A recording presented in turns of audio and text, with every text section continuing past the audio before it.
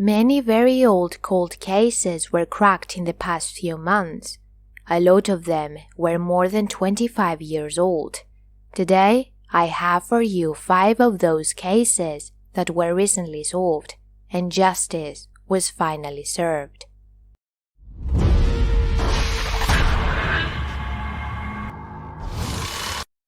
Number 5. 1989 Mandy Stavik murder case solved by a can of Coke. Stavik was a bright and gregarious young woman. Growing up in Washington's Whatcom County, she was reportedly a star student and athlete at Mount Baker High School.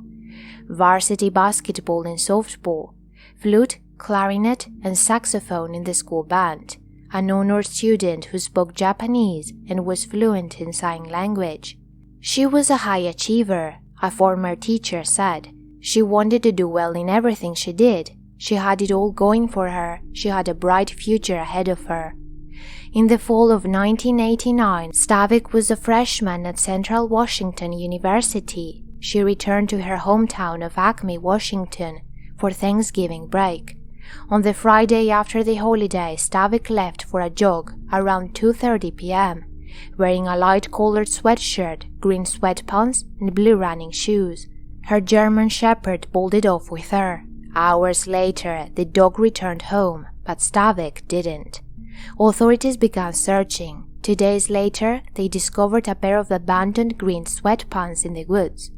The next day, November 27th, Stavik was discovered floating in the Nooksack River 3.5 miles from her family home. She was naked, except for her socks and blue sneakers.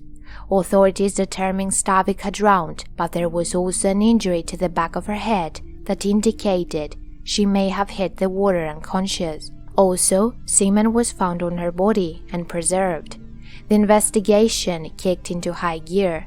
We're still tracking down 8,000 leads, a Whatcom County Sheriff's detective told the local press. We're going back over some of the old leads and trying to weed out those that seem far-fetched. But the authorities hit roadblocks and dead ends. They drove ahead as the years piled up into a decade, then 2 decades. Eventually, in 2010, the investigators tried to shake loose names from the community. The community was repeatedly asked for assistance solving this case. Information was received pertaining to literally hundreds of potential suspects, and leads were followed up locally in other states and foreign countries. One of the names now on the list was Timothy Bass, a delivery truck driver.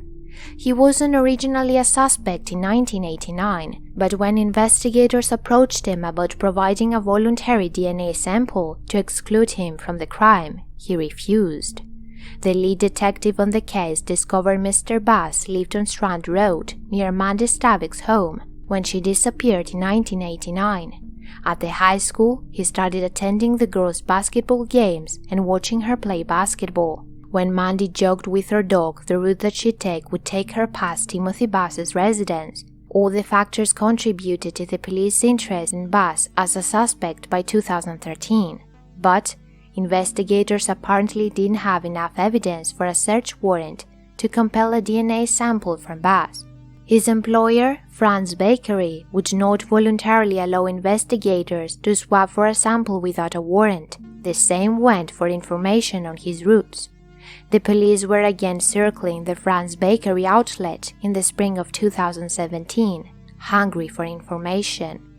Now, 4 years later, a female co-worker who hasn't been publicly named asked why. They told her Bass was a suspect in the 1989 rape and murder of 18-year-old Mandy Stavik, one of the region's most infamous unsolved crimes. The co-worker had a daughter herself. She handed over information the police wanted even though her bosses had previously declined to assist. Later, a detective called back, asking if Bass ever ate food at work. She understood. On August 10, 2017, the co-worker watched Bass toss out a plastic cup and a Coke can. She secretly grabbed both, put them in a Fran's Bakery bag, and handed them over to police.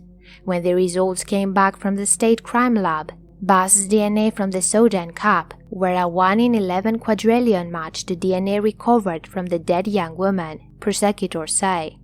On December 12, 2017, Bass was arrested and charged with first-degree murder. The defendant doesn't have a criminal record, but has had previous run-ins with the court system. In August 2010, Bass's wife reportedly filed a domestic violence protection order against her husband. She alleged in court filings that he was both physically and verbally abusive to her and their 3 children. In the same filings, Bass's wife ominously claimed her husband often watched cold case true crime television shows. "I won't get caught because I'm not that stupid," he allegedly told his wife. "It would be easy to get away with it." Bass' trial is scheduled to start in April. He remains in custody. Number 4. 1992 slaying on a Brooklyn rooftop.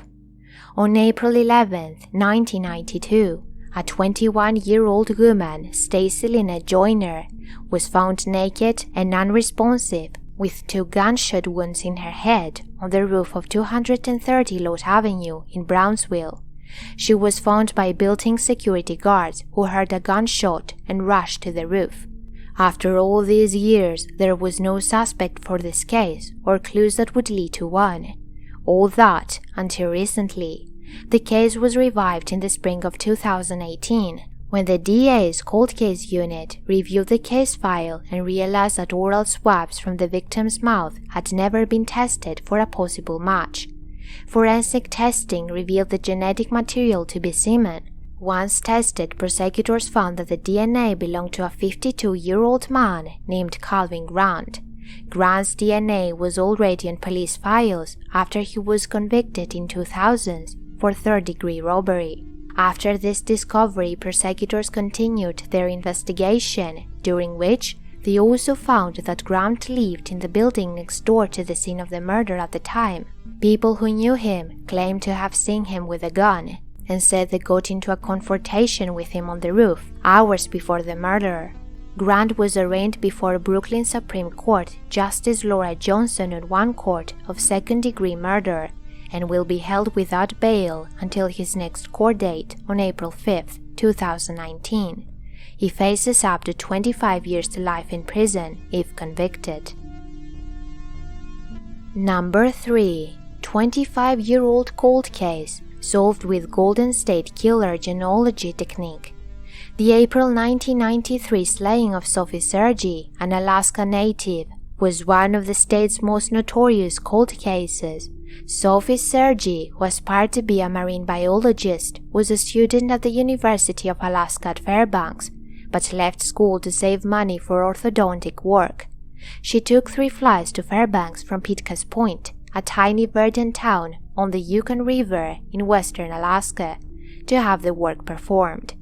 She stayed to her friend Shirley Wasuli, who was so happy to have her friend in town. Sergi was happy too.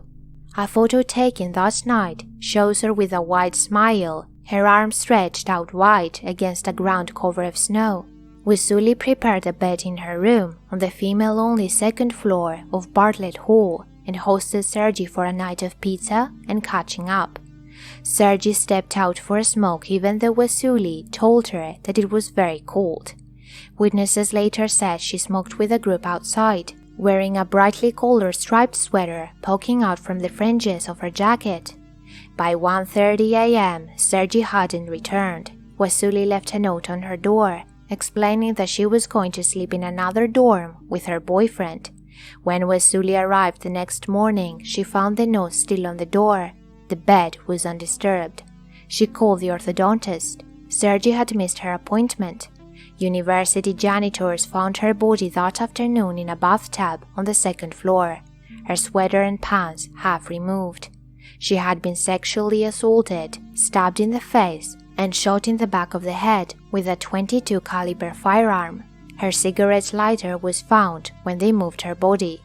Investigators canvassed the area and interviewed students who had been at Bartlett Hall, including Mr. Dawes, then an 18-year-old student, and his roommate, Nicholas Dazer, who also worked as a security guard on campus and helped secure the scene. They denied having any knowledge of the crime. Police recovered the suspect's DNA from Sergi's body, but at the time, DNA processing technology had not been introduced in Alaska. A DNA profile confirming the suspect as male was uploaded in 2000s, but it didn't match anyone in the FBI's database. The case went dormant for years. In 2010, a cold case investigator sought to re-interview everyone who lived at Bartlett Hall. They asked Mr. Davis about weapons. He denied having a gun that fired .22 caliber rounds, but he did recall his roommate, Mr. Davis, had an H&R .22 caliber revolver. But the markings, a forensic scientist concluded, were consistent with many other firearms of the same caliber. The case spiraled back into an unsolved mystery. Then, the alleged Golden State Killer was captured. In the years since Sergei's slaying, DNA public databases emerged as potent investigative tools. Until recently, DNA samples were passively checked against other records and produced matches only when two sets from the same person were linked. Today, public databases like GEDmatch are filled with genetic codes volunteered by people with hopes of building out their family trees. That helped authorities find the Golden State Killer, suspect Joseph James DeAngelo, accused of killing 12 people and raping 45 in California in the 1970s and 80s. The publicity of the feat, state troopers said, sparked the idea for investigators in the Sergei case. Why not try the same? A forensic genealogist prepared a report on December 18th, comparing the suspect genetic material from the crime scene to likely relatives. A woman's DNA profile emerged in the search. Investigators found their link. She was an aunt of Mr. Davis. Maine State Police visited Mr. Davis on Wednesday at his home. Mr. Davis denied any knowledge, but said he remembered posters of Sergei's face on campus, according to the police. "I remember the pictures. It's terrible, poor girl," he told officers. A cheek swab was taken the next day for DNA testing. It was a match with the original DNA sample, police said. Mr. Davis was arrested without incident. Charges were filed against him for first-degree murder and sexual assault. He's been held in Androscoggin County Jail without bond, pending extradition to Alaska, according to court records. Number 2. Discarded napkin solved brutal 25-year-old murder. In June 1993, police found Jean Ann Childs dead inside her apartment shower after another tenant reported water spewing out of the residence. Childs was found wearing only socks and had dozens of cuts on her body, some of which were inflicted post-mortem. Despite DNA recovered from a washcloth, towel, and comforter inside Childs' apartment, where she reportedly worked as a prostitute, the case went unsolved for more than 25 years. However, again thankfully to the new technologies within DNA testing, in 2015 led investigators to take another look at the case, and the samples of DNA recovered from Childs' bloody and flooded apartment were shipped to a private genealogy firm and the state's Bureau of Criminal Apprehension. 3 years later, the sample was submitted to an online genealogy website, and 2 possible suspects were identified, including Jerry A. Wedstrom, a businessman and well-known hockey dad in Minnesota, who was 27 years old at the time. Police in Minneapolis then tracked Wedstrom down in January to get a DNA samples and got their wish after he visited a concession stand at a local hockey game. Wedstrom used a napkin to wipe his mouth prior to throwing it in the trash, where it was retrieved by undercover police officers. The DNA on the napkin was then compared to the sample taken from the apartment where Childs was killed, and they matched, giving investigators probable cause to make an arrest in the case, nearly 26 years after Childs' death. Wedstrom has denied involvement and said he didn't know the victim and wasn't present in the apartment where she was killed. His lawyer said he was charged prematurely. The suspect is married with 2 grown children. He is an owner of several businesses and a supporter of youth athletics. He has convictions for drunk driving and served probation after being accused of soliciting a teenager for sex. The businessman posted $500,000 bail and was released after a court hearing. Number 1. Christy Mirack's killer finally will face justice after 26 years. Christy Mirack was a school teacher that loved her job. Her entire life was ahead of her, she had her dreams and was a positive member of the community, but her life was taken from her brutally. On December 21, 1992, Mirack never showed up to teach her 6th grade class at Rorystown Elementary School at Lancaster, Pennsylvania.